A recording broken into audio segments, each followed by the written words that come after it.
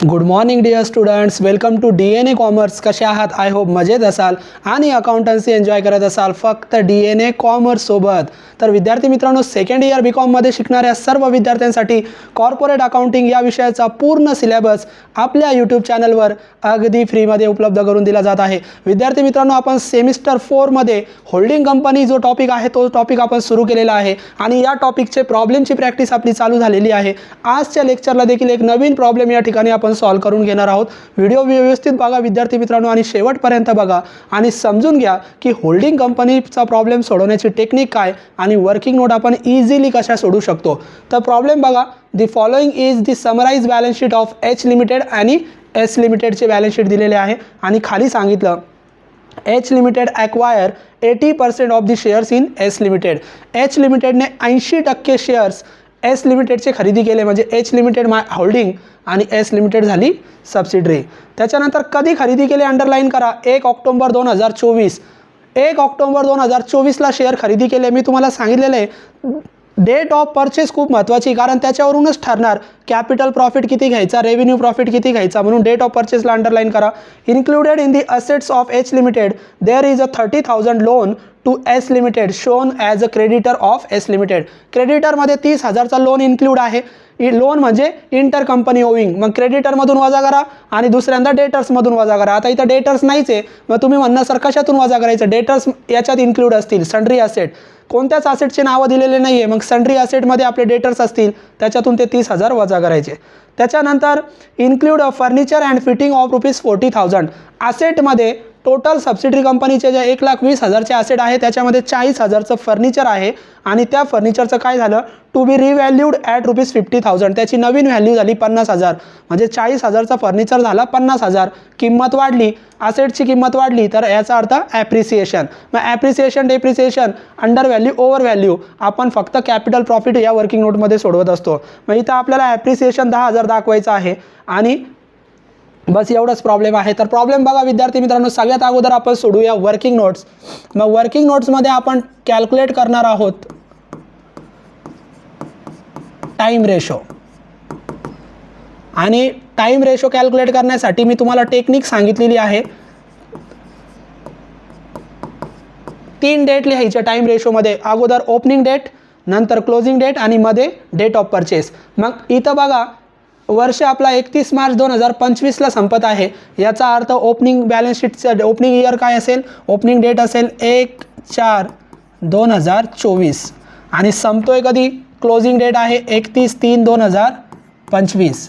तर अगोदर आपण ओपनिंग डेट लिहिणार, क्लोजिंग डेट लिहिणार आणि या दोघांच्या मध्ये लिहिणार date of purchase. Date of परचेसला आपण अंडरलाईन केलेली आहे 1 ऑक्टोबर 2024. मग इथे लिहा 1/10/2024. आता एक लक्षात घ्या, इथं आपल्याला परत समजते की होल्डिंग कंपनीने जे शेअर्स खरेदी केले ते 1 ऑक्टोबरला म्हणजे वर्षाच्या मध्ये कुठेतरी खरेदी केलेले आहे. मग कुठेतरी मध्ये शेअर्स खरेदी केलेले असतील तर तो इयर डिवाइड होणार 2 पार्टमध्ये, कॅपिटल प्रॉफिट आणि रेव्हेन्यू प्रॉफिट. लास्ट डेला शेअर्स खरेदी केले तर तो पूर्ण इयर आपण कॅपिटल प्रॉफिट म्हणून घेणार. तसे प्रॉब्लेम आपण घेतलेले आहे. आणि समजा डेट ऑफ परचेस दिलीच नाही तर डेट ऑफ परचेस दिली नाही तर आपण तिथं ॲज्युम करणार की होल्डिंग कंपनीने शेअर्स पहिल्याच दिवशी म्हणजे ओपनिंग डेटला खरेदी केले. तसे पण प्रॉब्लेम आपण घेणार आहोत, फक्त तुम्ही लेक्चर सिरीजला फॉलो करा. आता इथं बघा टाइम पिरियड काउंट होणार ओपनिंग डेट पासून डेट ऑफ परचेस पर्यंत. ओपनिंग डेट पासून डेट ऑफ परचेस पर्यंत जो टाइम असतो तो असेल कॅपिटल प्रॉफिट. काय असेल, कॅपिटल प्रॉफिट. आणि डेट ऑफ परचेस पासून इयर एंड पर्यंत जो टाइम पिरियड असेल तो असेल रेव्हेन्यू प्रॉफिट. आणि जेव्हा होल्डिंग कंपनी असं मध्ये कुठेतरी शेअर्स खरेदी करेल, म्हणजे ओपनिंग डेटला आणि क्लोजिंग डेटला शेअर्स खरेदी नाही झाले, मध्ये कुठेतरी खरेदी झाले, तर तुमच्या प्रॉब्लेममध्ये 2 पार्ट डिवाइड होतील, कॅपिटल प्रॉफिट आणि रेव्हेन्यू प्रॉफिट. फक्त त्यांचा टाइम पिरियड काउंट करा. मग ओपनिंग डेटपासून 1 ऑक्टोबरपर्यंत काउंट करा. 6 महिने होतात, एप्रिल ते ऑक्टोबर. मग 6 महिने जर कॅपिटल प्रॉफिट आलं तर 6 महिने काय येणार, रेव्हेन्यू प्रॉफिट येणार, कारण एका इयरमध्ये 12च महिने असतात. मग 6 महिने आला तर याचा अर्थ कॅपिटल प्रॉफिट आणि रेव्हेन्यू प्रॉफिट सेम निम्म आपण डिस्ट्रीब्यूट करणार. 6 आणि 6 याचा रेशो येणार 1:1, 1 या पद्धतीने आपण टाईम रेशो कॅल्क्युलेट केला. आणि टाईम रेशोनुसार आपण कॅपिटल प्रॉफिट आणि रेव्हेन्यू प्रॉफिटमध्ये फक्त क्लोजिंग बॅलन्स डिस्ट्रीब्यूट करतो. ओपनिंग बॅलन्सला रेशो वापरायचा नाही, क्लोजिंग बॅलन्सलाच रेशो वापरायचा. आणि या रेशोनुसार क्लोजिंग बॅलन्स प्रॉफिटचा आणि रिझर्वचा हा दोघांमध्ये डिस्ट्रीब्यूट करायचा. म्हणजे आता आपण टाईम रेशो कॅल्क्युलेट केला. आता रेशो कॅल्क्युलेट करा होल्डिंगचा आणि मायनॉरिटीचा. त्याच्यासाठी आपण टोटल शेअर्स सबसिडरी कंपनीचे किती ते बघणार. मग total shares of subsidiary company कोण आहे, एस लिमिटेड. आणि त्याचे टोटल शेअर्स कॅल्क्युलेट करण्यासाठी तुम्हाला सिंपल ट्रिक सांगितलेली आहे. टोटल कॅपिटल बघायचं आणि त्याला फेस व्हॅल्यूने डिवाइड करायचं. मग एस लिमिटेडचा टोटल कॅपिटल आहे 50,000, त्याला त्याच्या फेस व्हॅल्यूने डिवाइड करा. कितीचा शेअर आहे, 10 रुपयाचा. मग 50,000ला 10ने डिवाइड केलं तर टोटल शेअर येतात 5,000 शेअर्स. मग आपल्याला समजलं की सबसिडरी कंपनीकडे 5,000 शेअर्स होते. मग पुढच्या ओळीवर 5,000 शेअर्स डिवाइड करा होल्डिंग आणि मायनॉरिटीमध्ये. मग होल्डिंग कोण आहे, एस लिमिटेड, आणि इकडे मायनॉरिटी. मग 5,000 पैकी होल्डिंग कंपनीने किती खरेदी केले ते आपल्याला माहीत असतं. मग इथं बघा एच लिमिटेड ॲक्वायर 80%, 80% शेअर्स खरेदी केले. किती टक्के, 80% शेअर्स खरेदी केले. मग 5,000चे 80% तुम्ही जर काढले तर एक 0 कट केला तर 10% येतात, 500. मग 500 गुणिले 8, 80% 8 करा. मग 8 पंचे 40 किती येतात, 4,000 शेअर्स खरेदी केले. आणि 80% जर यांनी खरेदी केले तर उरलेले 20% कोणी खरेदी केले, मायनॉरिटीने. 20% काढा बरं. मग 10% 500 तर 20% 1,000. मग या पद्धतीने आपण मायनॉरिटीला देणार 1,000 शेअर्स. तर या पद्धतीने तुम्हाला शेअर्स कॅल्क्युलेट करता आलं पाहिजे. या प्रॉब्लेममध्ये नंबर ऑफ शेअर्स दिले नव्हते, पर्सेंटेज दिले होते. पर्सेंटेज दिले तर त्याच्यावरून शेअर्स काढता आले पाहिजे. मग 80% 5,000 टोटल शेअरचे 80% होल्डिंगला द्या आणि टोटल शेअरचे 20% शिल्लक राहिलेले मायनॉरिटीला द्या. आता इक्वल 0 कॅन्सल करा. इक्वल 0 कट होतील, 3 0 कट होतील. मग किती शिल्लक राहणार, 4 आणि 1. रेशो आला 4:1. हा 4:1 रेशो आहे होल्डिंगचा आणि मायनॉरिटीचा. हा रेशो आपण वापरणार कॅपिटल प्रॉफिट आणि रेव्हेन्यू प्रॉफिट वाटण्यासाठी. आणि हा रेशो आपण वाटणार क्लोजिंग बॅलन्स डिस्ट्रीब्यूट करण्यासाठी टाईम रेशो वापरणार. तर आता पहिली वर्किंग नोट आपण सोडूया. आता इयर 2 पार्टमध्ये डिवाइड झाला म्हणजे आपल्याला कॅपिटल प्रॉफिट पण सोडवायचं आहे आणि रेव्हेन्यू प्रॉफिट पण सोडवायचं आहे. मग पहिली वर्किंग नोट कॅपिटल प्रॉफिट किंवा याचा आन्सर लॉसमध्ये पण येऊ शकतं, कॅपिटल लॉस. कॅपिटल प्रॉफिटची टेक्निक आहे, आपण बॅलन्सेस रेकॉर्ड करतो. कॅपिटल प्रॉफिट आणि रेव्हेन्यू प्रॉफिटमध्ये फक्त बॅलन्सेस रेकॉर्ड होतात. जनरल रिझर्व्ह फंड आणि प्रॉफिट अँड लॉसचे बॅलन्सेस रेकॉर्ड होतात. आणि लायबिलिटीचे बॅलन्सेस असतील तर ॲड करायचे आणि असेटचा balance, debit balance profit and लॉसचा असेल तर लेस करायचा. तर बॅलन्सेस 2 प्रकारचे असतात, ओपनिंग आणि क्लोजिंग. तर मी तुम्हाला खूप वेळेस सांगितलं, जे ओपनिंग बॅलन्सेस असतात विद्यार्थी मित्रांनो, ते ओपनिंग बॅलन्सेस फक्त आणि फक्त कॅपिटल प्रॉफिट या वर्किंग नोटमध्ये रेकॉर्ड होतात. ओपनिंग बॅलन्सेस रेव्हेन्यू प्रॉफिटमध्ये रेकॉर्ड होत नाही. मग सगळ्यात अगोदर आपण चेक करणार ओपनिंग बॅलन्सेस दिलेले आहेत का. तर इथं बघा 1 एप्रिलचे बॅलन्स दिलेले आहे रिझर्वचा. मग जितके पण ओपनिंग बॅलन्स असतील ते फक्त कॅपिटल प्रॉफिट या वर्किंग नोटमध्ये लिहा. रिझर्व कंसामध्ये 1/4/2024 ओपनिंग बॅलन्स आहे. आणि कॅपिटल प्रॉफिटमध्ये ओपनिंग बॅलन्स रेकॉर्ड करत असताना पूर्णच्या पूर्ण टोटल ओपनिंग बॅलन्स कॅपिटल प्रॉफिटमध्ये रेकॉर्ड करायचा. ओपनिंग बॅलन्स आपण रेव्हेन्यू प्रॉफिटमध्ये देत नाही. मग पूर्ण रेकॉर्ड करा. कुणाचा, फक्त सबसिडरी कंपनीचा. मग आपण जेव्हा कॅपिटल प्रॉफिट आणि रेव्हेन्यू प्रॉफिट वर्किंग नोट सोडवतो तेव्हा फक्त सबसिडरी कंपनीचे बॅलन्स बघतो. मग रिझर्व सबसिडरी कंपनीचा किती आहे, 10,000. तो फक्त टोटल लिहून टाका 10,000. त्याच्यानंतर परत ओपनिंग बॅलन्स दिला प्रॉफिटचा. लायबिलिटीचे सर्व बॅलन्सेस एकमेकांमध्ये ॲड होतात. मग प्रॉफिटचा सुद्धा ओपनिंग बॅलन्स दिला P&L अकाउंट कंसामध्ये 1/4/2024. आणि ओपनिंग बॅलन्स काहीच करायचं नाही, पूर्णच्या पूर्ण कॅपिटल प्रॉफिटमध्ये रेकॉर्ड करायचा. किती आहे बॅलन्स, सबसिडरीचा बघायचा फक्त 30,000. ओपनिंग बॅलन्सला रेशो वापरायचा नाही, ओपनिंग बॅलन्स पूर्णच्या पूर्ण रेकॉर्ड करून घ्यायचा. ओपनिंग बॅलन्स संपले, 2 ओपनिंग बॅलन्स होते, दोन्ही लिहिले. आता क्लोजिंग बॅलन्स बघा. तर सिंपल नियम सांगितलेला आहे, क्लोजिंग बॅलन्स जर बॅलन्स शीटमध्येच असेल आणि ओपनिंग बॅलन्स सुद्धा बॅलन्स शीटमध्ये असेल तर क्लोजिंग बॅलन्स घेताना तो ॲज इट इज घ्या, त्याच्यामध्ये चेंज करू नका. आणि जर क्लोजिंग बॅलन्स बॅलन्स शीटमध्ये दिला आणि ओपनिंग बॅलन्स ॲडजस्टमेंटमध्ये दिले तर क्लोजिंग बॅलन्समध्ये चेंज होणार, तो ॲज इट इज रेकॉर्ड होणार नाही. आता इथं ओपनिंग बॅलन्स बॅलन्स शीटमध्येच होते आणि क्लोजिंग बॅलन्ससुद्धा बॅलन्स शीटमध्येच आहे. प्रॉफिटचा ओपनिंग बॅलन्स बॅलन्स शीटमध्येच आणि क्लोजिंग बॅलन्ससुद्धा बॅलन्स शीटमध्ये. म्हणजे याचा अर्थ आता जो क्लोजिंग बॅलन्स तुम्ही 10,000 घेणार तो डायरेक्ट 10,000 घ्या, त्याच्यामध्ये चेंज करू नका. का? कारण त्याचा ओपनिंग बॅलन्ससुद्धा बॅलन्स शीटमध्येच आहे. समजा हा ओपनिंग बॅलन्स जर ॲडजस्टमेंटमध्ये असता तर या 10,000मध्ये आपण चेंज केलं असतं. आता चेंज करू नका कारण ओपनिंग आणि क्लोजिंग दोन्ही पण बॅलन्स शीटमध्ये आहे. मग लायबिलिटीचे बॅलन्सेस आपण नेहमी ॲडच करत असतो. मग ॲड प्रॉफिट, आता क्लोजिंग घ्यायचा प्रॉफिट 2024-25. आता बरेच विद्यार्थी काय करतील, ओपनिंग आपण पूर्ण लिहितो परंतु क्लोजिंग बॅलन्स पूर्ण लिहायचा नाही. 10,000 क्लोजिंग बॅलन्स लिहिण्यासाठी नेहमी रेशो वापरायचा, टाइम रेशो. मग क्लोजिंग बॅलन्स तुमचा 10,000 प्रॉफिट आहे पण त्याच्यापैकी 6 महिने कॅपिटल प्रॉफिट आणि 6 महिने रेव्हेन्यू प्रॉफिट. याचा अर्थ क्लोजिंग बॅलन्स एक भाग जाणार कॅपिटल प्रॉफिटमध्ये, एक भाग जाणार रेव्हेन्यू प्रॉफिटमध्ये. 6 महिने म्हणजे इक्वल वाटायचं दोघांना. मग 10,000चे 2 भाग करायचे. मग 10,000 भागिले 2 केले तर 5,000 येतात. मग 5,000 द्यायचे क्लोजिंग बॅलन्स कॅपिटल प्रॉफिटमध्ये आणि 5,000 जाणार रेव्हेन्यू प्रॉफिटमध्ये. मग चला वर्किंग नोटमध्ये इथं लिहा 10,000 टोटल आहे, त्याला 2ने भागा कारण 6 महिन्याचा कॅपिटल प्रॉफिट रेव्हेन्यू प्रॉफिट आहे आणि 1 शेअर द्यायचा कॅपिटल प्रॉफिटला. तर किती जाणार? फक्त 5,000. 5,000 गेल्यानंतर इथं एकच क्लोजिंग बॅलन्स आहे. टोटल करा 10 आणि 30 40 आणि 5 45. आता बरेच विद्यार्थी म्हणणार सर संपली वर्किंग नोट. वर्किंग नोट संपलेली नाही. इथं ॲसेटच्या व्हॅल्यूमध्ये ॲप्रिसिएशन वाढ झाली. मग ॲसेटची व्हॅल्यू कमी जास्त जर झालेली असेल, अंडर व्हॅल्यू ओव्हर व्हॅल्यू किंवा ॲप्रिसिएशन डेप्रिसिएशन असं त्याला आपण म्हणतो, तर ॲसेटची व्हॅल्यू जेव्हा जेव्हा कमी जास्त होईल तेव्हा ती व्हॅल्यू कॅपिटल प्रॉफिटमध्ये रेकॉर्ड करा. ॲसेटची व्हॅल्यू जर वाढली तर कॅपिटल प्रॉफिटमध्ये ॲड करा. ॲसेटची व्हॅल्यू जर कमी झाली तर लेस करा. आता इथं बघा फर्निचरची व्हॅल्यू होती 40,000, त्याची रिव्हॅल्यू नवीन व्हॅल्यू झाली 50,000. मग 40,000चे झाले 50,000 म्हणजे 10,000ने फर्निचर वाढला. मग 10,000ने फर्निचरची व्हॅल्यू वाढली. मी काय सांगितलं, ॲसेटची व्हॅल्यू वाढली तर कॅपिटल प्रॉफिटमध्ये ॲड करा. मग ॲड आणि वाढली तर आपण शब्द वापरणार ॲप्रिसिएशन किंवा याला अंडर व्हॅल्यू सुद्धा म्हणतात. ॲप्रिसिएशन काय? फर्निचर. आणि कितीने वाढला तर 40,000चे 50,000 झाले म्हणजे कितीने वाढला? 10,000ने वाढला. मग जेवढा वाढला तेवढाच ॲड करा.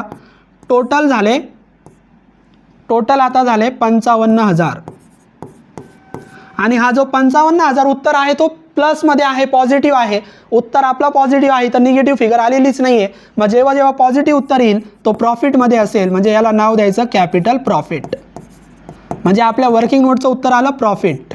आता 55,000 रुपये आलं की लगेच ते डिस्ट्रीब्यूट करायचे होल्डिंग आणि मायनॉरिटीमध्ये. मग पुढच्या ओळीवर लिहा 55,000 आणि डिस्ट्रीब्यूट करा एस लिमिटेड आणि मायनॉरिटी. त्यांचा रेशो आहे आपण सोडवलेला होल्डिंगचा आणि मायनॉरिटीचा 4:1. मग रेशोमध्ये या 4 आणि 1. मग 4 आणि 1 किती होतात? टोटल होतात 5. मग 5ने भागायचं 55,000ला. मग 55,000 डिवायडेड बाय 5. 11,000चा एक शेअर येतो आणि मायनॉरिटीचा एकच शेअर आहे. मग मायनॉरिटीला द्या 11,000 आणि 11,000 गुणिले 4 करा 44,000 जाणार होल्डिंग कंपनीला. तर या पद्धतीने आपण 55,000 रुपये कॅपिटल प्रॉफिट मायनॉरिटी आणि होल्डिंग या दोघांमध्ये डिस्ट्रीब्यूट केला ॲज पर देअर रेशो. तर या पद्धतीने कॅपिटल प्रॉफिटची वर्किंग नोट विद्यार्थी मित्रांनो संपली. कॅपिटल प्रॉफिटच खूप महत्त्वाचं आहे. ओपनिंग बॅलन्सेस सगळे लिहायचे, रेशो वापरायचा नाही. पूर्णचे पूर्ण ओपनिंग बॅलन्स लिहून घ्या. क्लोजिंग बॅलन्स फक्त टाईम रेशोनुसार लिहा. मग क्लोजिंग बॅलन्स लिहित असताना फक्त टाईम रेशोनुसार लिहा. आणि टाइम रेशो आपण इथं कॅल्क्युलेट केला होता. कॅपिटल प्रॉफिट 6 महिने, रेव्हेन्यू प्रॉफिट 6 महिने. याचा अर्थ मग 1 आणि 1 2 भाग करायचे क्लोजिंग प्रॉफिटचे. निम्मा कॅपिटल प्रॉफिटला द्यायचा, निम्मा रेव्हेन्यू प्रॉफिटला द्यायचा. मग आपला क्लोजिंग बॅलन्स इथं फक्त 10,000 होता आणि त्याच्यामध्ये बदल होणार नाही कारण ओपनिंग सुद्धा बॅलन्स शीटमध्येच होता. मग 10,000चे 2 भाग करा 5,000. 5,000 द्या कॅपिटल प्रॉफिटला, दिलं. आता 5,000 जाणार रेव्हेन्यू प्रॉफिटला. मग आता दुसरी वर्किंग नोट आपण सोडूया रेव्हेन्यू प्रॉफिट. मग 2 नंबरची working note revenue profit oblique loss. Loss येऊ शकतो किंवा प्रॉफिट येऊ शकतो. आता कॅपिटल प्रॉफिटमध्ये ओपनिंग बॅलन्सेस येतात प्लस जर इयर 2 भागात डिवाइड झाला तर क्लोजिंग बॅलन्स पण येतात, परंतु रेव्हेन्यू प्रॉफिटमध्ये लक्षात घ्या, रेव्हेन्यू प्रॉफिट या वर्किंग नोटमध्ये फक्त क्लोजिंग बॅलन्सच येतात, ओपनिंग बॅलन्स येत नाही. आणि प्रॉब्लेममध्ये फक्त एकच क्लोजिंग बॅलन्स आहे प्रॉफिटचा, तेवढाच रेव्हेन्यू प्रॉफिटमध्ये लिहा. याच्यामध्ये ॲसेटच्या किमती कमी जास्त झाल्या त्यासुद्धा इथं येत नाही, त्या सगळ्या कॅपिटल प्रॉफिटमध्ये येतात. मग प्रॉफिट फक्त एकच आहे लायबिलिटी साईडचा, प्रॉफिट क्लोजिंग बॅलन्स फक्त लिहायचा 2024-25. आता तो 10,000 आहे, 10,000 पैकी आपण रेव्हेन्यू प्रॉफिटला 6 महिने आणि कॅपिटल प्रॉफिटला 6 महिने, म्हणजे 10,000चे आपण 2 भाग केले आणि एक भाग कॅपिटल प्रॉफिटला दिला, एक भाग रेव्हेन्यू प्रॉफिटला. मग रेव्हेन्यू प्रॉफिटला किती क्लोजिंग बॅलन्स जाणार? फक्त 5,000. मग 5,000 रुपये क्लोजिंग बॅलन्स रेव्हेन्यू प्रॉफिटला गेला. या व्यतिरिक्त अजून कोणताच क्लोजिंग बॅलन्स नाही, संपलं रेव्हेन्यू प्रॉफिट. म्हणजे इतकं सोपं आहे विद्यार्थी मित्रांनो. रेव्हेन्यू प्रॉफिटमध्ये फक्त क्लोजिंग बॅलन्स रेकॉर्ड होतात आणि क्लोजिंग बॅलन्स फक्त एकच आला होता 10,000, त्याच्यापैकी निम्मा 5,000 कॅपिटल प्रॉफिटमध्ये गेला आणि उरलेला 5,000 रेव्हेन्यू प्रॉफिटमध्ये गेला. मग हे 5,000 रुपये उत्तर जे आलं हे काय आहे? हे पॉझिटिव्ह आहे का मायनसमध्ये? पॉझिटिव्ह आहे. मग याला नाव द्यायचं रेव्हेन्यू प्रॉफिट. मग पुढच्या ओळीवर revenue profit is equal to किती आलं? Revenue profit 5,000. आता हे 5,000 डिस्ट्रीब्यूट करा कुणामध्ये? होल्डिंग. होल्डिंग कोण आहे? एच लिमिटेड आणि मायनॉरिटी. मग इथं होल्डिंग आणि मायनॉरिटीमध्ये डिवाइड करा. इथं मी एस झालं होतं, होल्डिंग एच लिमिटेड आहे, तर इथं मी एच करतोय फक्त, एच लिमिटेड. आणि रेशोमध्ये पण मला वाटतं एस लिमिटेड लिहिलं होता, तर तो आपण एस नाही एच लिमिटेड, होल्डिंगचं नाव एच लिमिटेड आहे. मग एच लिमिटेड आपली होल्डिंग आहे. तर आता फक्त 5,000 रुपये डिस्ट्रीब्यूट करा. मग 5,000 रुपये डिस्ट्रीब्यूट करण्यासाठी रेशो होल्डिंगचा आणि मायनॉरिटीचा रेशो आपण सोडवलेला आहे 4:1, 4 आणि 1. मग इथं लिहा होल्डिंगला 4 आणि मायनॉरिटीला 1. मग 4 आणि 1 5, टोटल रेशो आला 5. टोटल रेशोने टोटल अमाऊंटला भागा, 5,000ला 5ने भागला तर 1,000 रुपये एक शेअर येतो. मग याचा एकच शेअर आहे म्हणजे याला जाणार 1,000 आणि याचे 4 शेअर आहे, याला जाणार 4,000. तर इतक्या सोप्या पद्धतीने तुम्ही रेव्हेन्यू प्रॉफिट डिस्ट्रीब्यूट करू शकतात. आता तिसरी वर्किंग नोट. तिसरी वर्किंग नोट आपल्याला विद्यार्थी मित्रांनो सोडवायची आहे मायनॉरिटी इंटरेस्ट. मग तिसरी वर्किंग नोट सोडवा मायनॉरिटी इंटरेस्ट. एकदा वर्किंग नोट तुम्हाला प्रॉपर सॉल्व करता आल्या तर बॅलन्स शीट तर खूप इझी आहे. मग मायनॉरिटी म्हणजे जे आउटसाइडर आहे, जे रिमेनिंग शेअर कॅपिटल खरेदी करतात सबसिडीचं, होल्डिंगने खरेदी केल्यानंतर जे शिल्लक राहिलेलं कॅपिटल असतं ते जे व्यक्ती खरेदी करतात त्यांना मायनॉरिटी म्हणतात. मग सुरुवात नेहमी फिक्स आहे, शेअर्स परचेज बाय मायनॉरिटी किंवा shares hold by minority. Shares purchase by minority.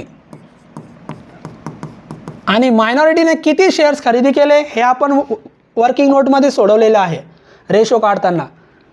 Total 5,000 share होते सबसिडरी कंपनीचे, त्याच्यापैकी 4,000 होल्डिंगने खरेदी केले, 1,000 मायनॉरिटीने खरेदी केले. मग मायनॉरिटीने किती शेअर्स खरेदी केले? 1,000. मग इथे लिहा कंसामध्ये 1,000 शेअर्स गुणिले प्रत्येक शेअरची मूळ किंमत फेस व्हॅल्यू किती आहे? 10 रुपये. मग 1,000 गुणिले 10 किती येणार? 10,000. मग त्याची अमाऊंट लिहा 10,000. मग मायनॉरिटीने 10,000चे शेअर्स खरेदी केले. आता याच्यामध्ये काय करायचं? फक्त कॅपिटल प्रॉफिट आणि रेव्हेन्यू प्रॉफिट या 2 वर्किंग नोटमधला मायनॉरिटीचा शेअर इथं ट्रान्सफर करायचा. आणि ट्रान्सफर करत असताना फक्त एवढं चेक करायचं, वर्किंग नोटचं उत्तर प्रॉफिट असेल तर मायनॉरिटीचा शेअर ॲड करायचा, वर्किंग नोटचं उत्तर लॉस असेल तर मायनॉरिटीचा शेअर लेस करायचा. आता वर्किंग नोटचं उत्तर प्रॉफिट आहे तर मायनॉरिटीला मी सर्कल करतो, तुम्ही पेन्सिलने करत चला म्हणजे आपल्याला कळेल कोणती अमाऊंट ट्रान्सफर केली. तर मायनॉरिटीची अमाऊंट आहे 11,000, प्रॉफिट आहे म्हणजे आपण तिथं ॲड करणार. कोणत्या वर्किंग नोटमध्ये मायनॉरिटीचा शेअर? कॅपिटल प्रॉफिटमध्ये. मग इकडे लिहा add minority shares in capital profit. मग कॅपिटल प्रॉफिटमध्ये मायनॉरिटीचा शेअर किती होता तेवढा ॲड करा. मग इथं बघा मायनॉरिटीचा शेअर किती होता? 11,000. मग लिहा 11,000. आता रेव्हेन्यू प्रॉफिटमधला पण मायनॉरिटीचा शेअर तो तिथं ट्रान्सफर करायचा. मग रेव्हेन्यू प्रॉफिटमधला मायनॉरिटीचा शेअर उत्तर काय आहे? प्रॉफिट आहे. मग मायनॉरिटीचा शेअर नेहमी ॲड करायचा. प्रॉफिट असेल तर ॲड करा. लॉस असेल तर लेस करा. मग मायनॉरिटीचा शेअर आता 1000 रुपये ॲड करा. Add minority shares in revenue profit. आणि रेव्हेन्यू प्रॉफिटमध्ये मायनॉरिटीचा शेअर आहे 1000. संपलं. फक्त मायनॉरिटीचे शेअर्स किती ते घ्यायचे आणि कॅपिटल प्रॉफिट आणि रेव्हेन्यू प्रॉफिट यांच्यामधला मायनॉरिटीचा शेअर इथं ट्रान्सफर करायचा. बस संपलं मायनॉरिटी इंटरेस्ट. मग टोटल करा. 11 1 12 10 22. टोटल उत्तर किती आलं? 22,000. याला नाव द्या minority interest, MI, minority interest. या पद्धतीने ही वर्किंग नोट सोडवली जाते. चौथी वर्किंग नोट आहे कॉस्ट ऑफ कंट्रोल. चौथ्या वर्किंग नोटचं नाव आहे cost of control. Cost of कंट्रोलचं उत्तर गुडविल किंवा कॅपिटल रिझर्व्ह येऊ शकतो. फक्त याच्या पहिल्या 2 स्टेप कंपल्सरी फिक्स आहे, तशाच सोडवायच्या. मग याची पहिली स्टेप आहे share purchase by holding company आणि त्याची किंमत. मग cost of shares purchase by holding company कोण आहे? H limited. मग कॉस्ट ऑफ शेअर्स होल्डिंग कंपनीने किती रुपयाचे शेअर्स खरेदी केले? आपल्याला फक्त माहिती 80% खरेदी केले, पण किती रुपयाला खरेदी केले? तर मी तुम्हाला भरपूर वेळेस सांगितलं, होल्डिंग कंपनीने शेअर्स किती रुपयाला खरेदी केले हे असेटला दिलं जातं इन्व्हेस्टमेंटमध्ये. मग असेटला बघा shares in S limited. S लिमिटेडचे शेअर्स कितीला खरेदी केले? 2,30,000ला. नेहमी होल्डिंग कंपनीची कॉस्ट शेअरची आपल्याला असेटलाच मिळणार. मग ती किती आहे? 2,30,000. त्याच्यानंतर आता याच्यातून फक्त या शेअरची फेस व्हॅल्यू वजा करा. मग नेहमी लेस करायचं. फेस व्हॅल्यू ऑफ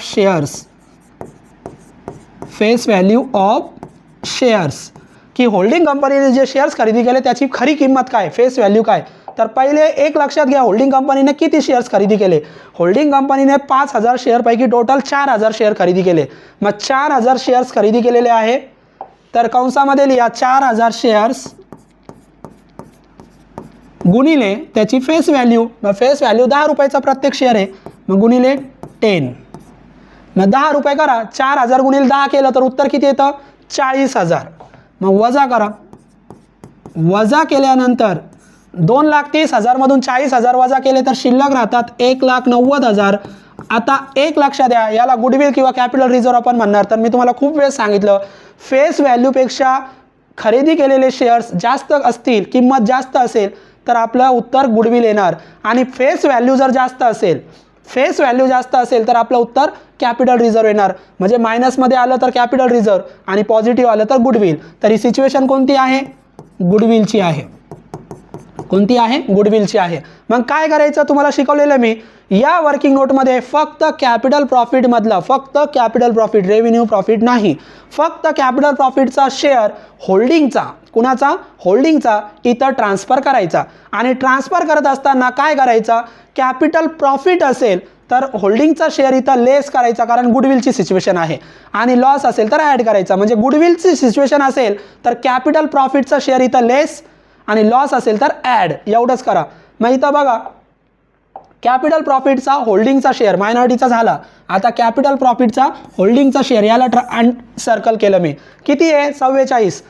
उत्तर काय आहे? प्रॉफिट. मग प्रॉफिटचा शेअर गुडविल जर असेल तर लेस करायचा आणि लॉस जर असेल तर ॲड करायचा. आणि कॅपिटल रिझर्व्ह जर असेल तर सर काय करायचं? उलट करा.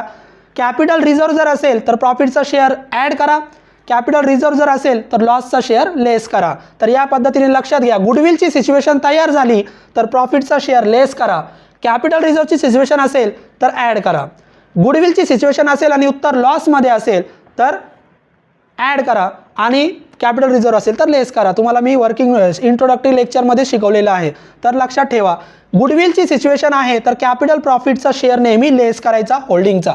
तर चला वर्किंग नोटमध्ये लेस गुडविलची सिच्युएशन आहे आणि कॅपिटल प्रॉफिटचा शेअर नेहमी लेस करा. कुणाचा? होल्डिंग कंपनीचा. H लिमिटेड शेअर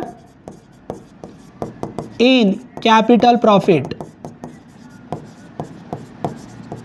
आणि तो किती होता? 44,000. 44,000 वजा करा. 1,90,000 वजा 44,000. उत्तर आलं 1,46,000. याला काय नाव द्यायचं तर हा गुडविलच आहे, कारण अजून पण उत्तर पॉझिटिव्ह आहे. जेव्हा उत्तर मायनसमध्ये येईल तेव्हा ते कॅपिटल रिझर्व्ह असणार. आता हे पण गुडविलच आहे, मग याला नाव देऊन ठेवा गुडविल. आता फक्त काय करायचं, एकदा कॅपिटल प्रॉफिटचं शेअर ट्रान्सफर झाल्यानंतर फक्त एवढं बघायचं जुन्या बॅलन्स शीटला गुडविल दिलेला आहे का, आणि जुन्या बॅलन्स शीटला जर गुडविल असेल तर त्या टोटल गुडविल घ्यायचा, तिथून होल्डिंगचा आणि सबसिडीचा दोघांचा मिळून टोटल गुडविल घ्या आणि गुडविलमध्ये गुडविल ॲड करा. समजा इथं कॅपिटल रिझर्व्ह असेल तर बॅलन्स शीटचा गुडविल इथं लेस होणार, पण बॅलन्स शीटमध्ये गुडविल नाहीच, मग गुडविल नाही म्हणजे संपलं, मग हेच आपलं गुडविल. मग टोटल गुडविल किती आलं 1,46,000. समजा बॅलन्स शीटमध्ये गुडविल असतं तर इथं आपण ॲड केलं असतं, गुडविलमध्ये गुडविल ॲड होणार आणि कॅपिटल रिझर्व्ह असेल तर तो गुडविल इथं लेस होणार, एवढं लक्षात ठेवा. कॉस्ट ऑफ कंट्रोल पण आपण सोडवलं. 5वी वर्किंग नोट ती कंपल्सरी नाही, पण आपण सोडून ठेवतो. प्रॉफिट अँड लॉस, कोणती प्रॉफिट अँड लॉस, की होल्डिंगचा प्रॉफिट अँड लॉस आपण कॅल्क्युलेट करतो, फक्त होल्डिंगचा.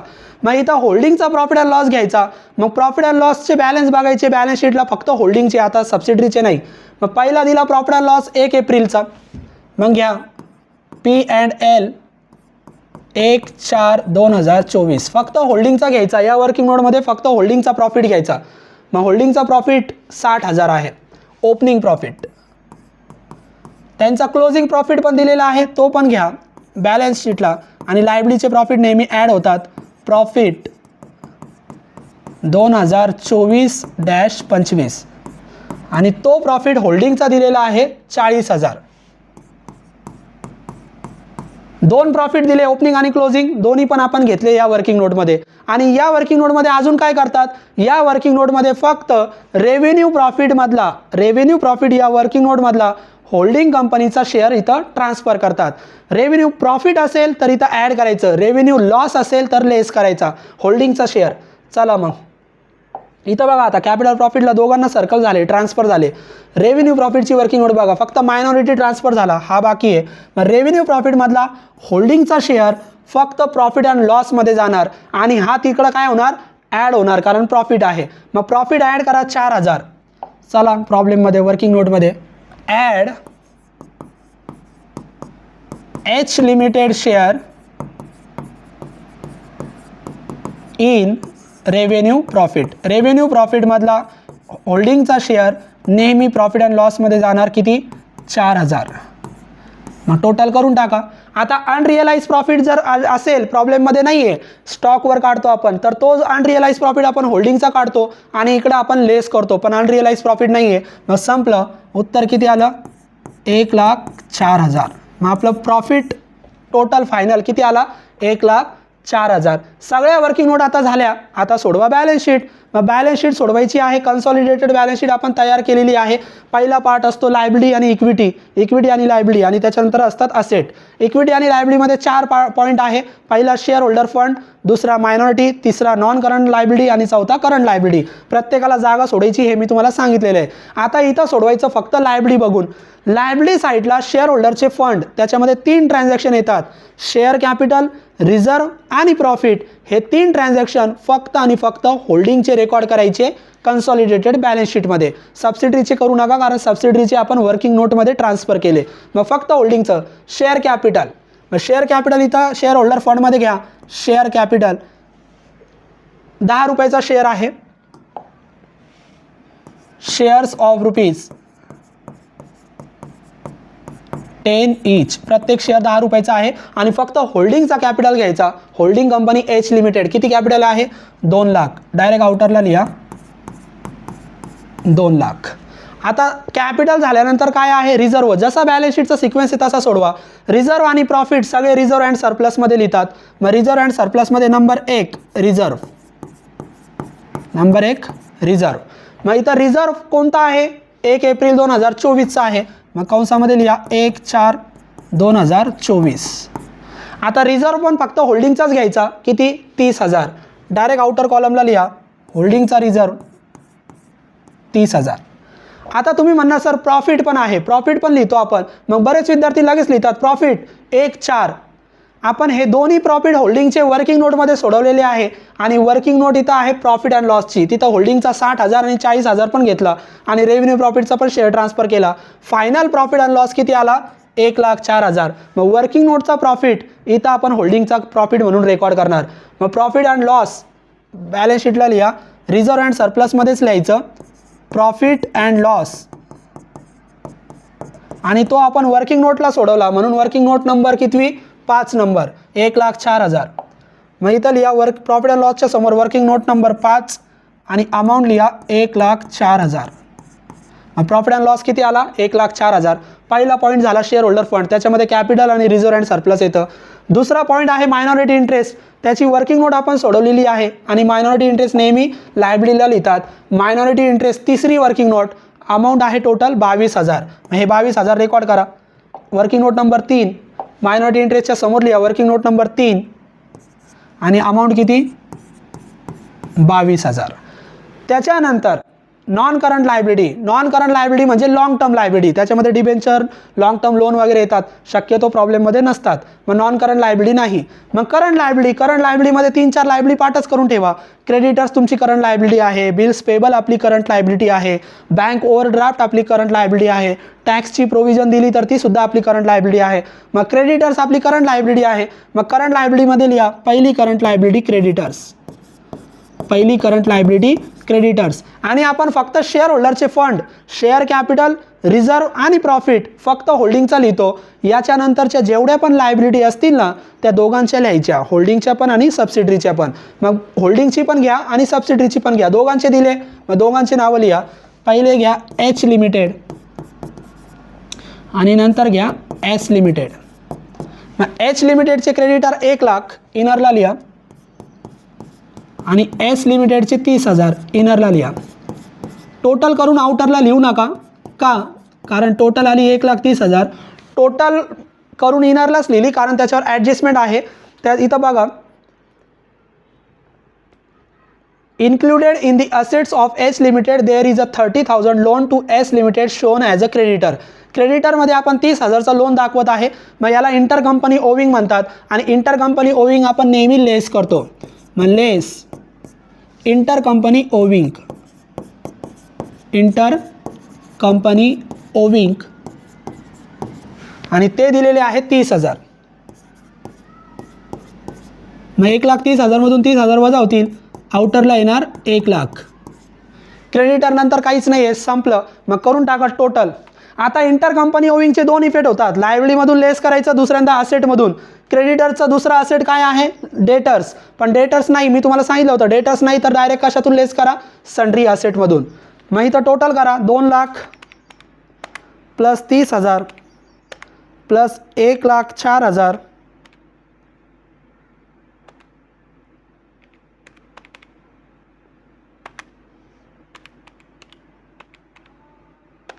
प्लस 22,000 आणि 1,00,000, 4,56,000 टोटल आलेली आहे. 4,56,000. मग इथं लिहा 4,56,000. पहिला पार्ट संपला लायबिलिटी. आता स्क्रीनवरती घेऊ आणि असेट सोडूया. लायबिलिटी झाली, आता असेट सोडूया आपण. मग इकडं असेट बघा विद्यार्थी मित्रांनो. आता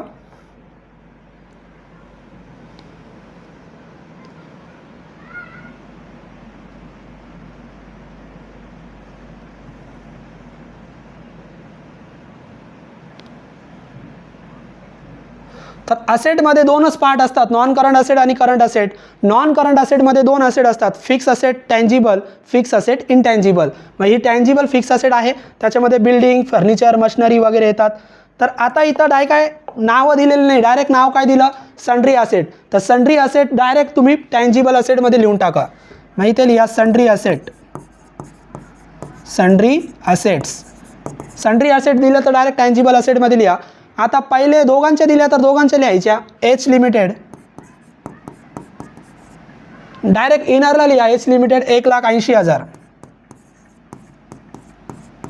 आणि एस लिमिटेड, पण एस लिमिटेडची इनरला लिहू नका, एस लिमिटेडची पर्टिक्युलर कॉलममध्येच राहू द्या 1,20,000.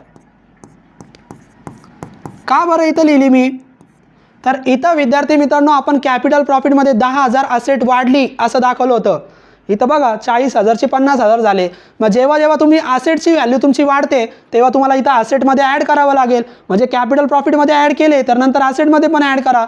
ॲसेटची व्हॅल्यू कमी झाली तर कॅपिटल प्रॉफिटमध्ये लेस केले तर ॲसेटमधून पण लेस करा. म्हणजे ॲसेटची व्हॅल्यू कमी जास्त झाली तर दोन इफेक्ट करायचे, कॅपिटल प्रॉफिटच्या वर्किंग नोटमध्ये आणि बॅलन्स शीटमध्ये. मग आता 10,000ने वाढली होती, वाढली म्हणजे आपण काय मारणार त्याला, ॲड ॲप्रिसिएशन.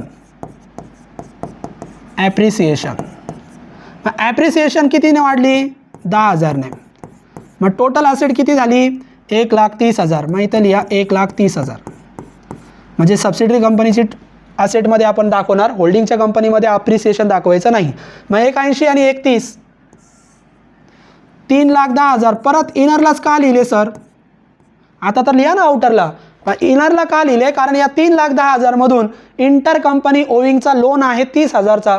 क्रेडिटरमधून लेस केले तर दुसऱ्यांदा डेटर्समधून वजा करा. डेटर्स नाही म्हणून सन्ड्री ॲसेट म्हणजे त्याच्यामध्येच डेटर्स आहे, मग याच्यातून वजा करा म्हणून इनरला लिहिले. मग लेस इंटर कंपनी ओविंग, जेवढे क्रेडिटर्समधून वजा केले तेवढे इकडून वजा करा.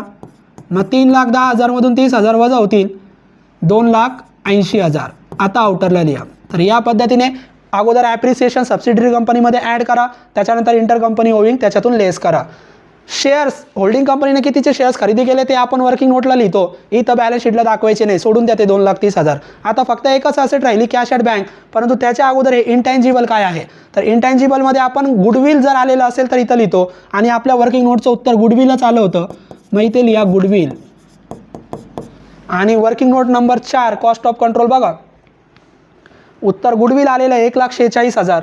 मग लिहा बॅलन्स शीटला वर्किंग नोट नंबर 4 आउटरला 1,46,000. तर 1,46,000 गुडविल आलं.